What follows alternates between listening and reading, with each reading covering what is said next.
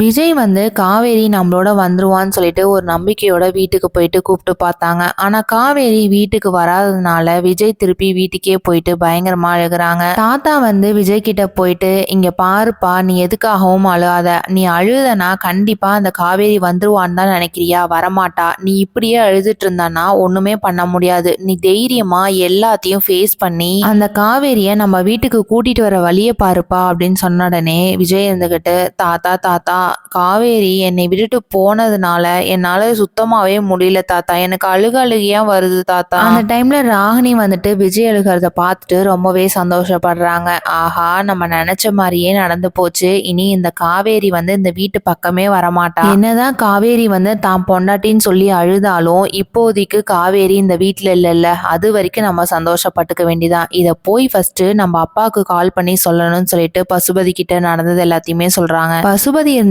அந்த வெண்ணிலா இந்த வீட்டுல தானே இருக்கா, எப்படியும் காவேரி வர ரொம்ப நாள் ஆயிடும். இவன் எப்படியும் கூப்பிடவும் மாட்டான், காவேரியும் இந்த வீட்டுக்கு வரமாட்டா. அதனால இந்த வெண்ணிலாவை எப்படியாவது கன்வின்ஸ் பண்ணி விஜய்க்கே கல்யாணம் பண்ணி வச்சிடணும். ராகினி இருந்துகிட்டு, அப்பா சூப்பர் ஐடியாப்பா, இதுதான் நான் எதிர்பார்த்தேன். இந்த வெண்ணிலாவை கல்யாணம் பண்ணி வச்சிட்டா நானும் நிம்மதியா இருப்பேன், நீங்களும் நிம்மதியா இருப்பீங்க அப்படின்றாங்க. என்ன நடக்க போகுதுங்கிறத வெயிட் பண்ணி பார்க்கலாம். தேங்க்யூ.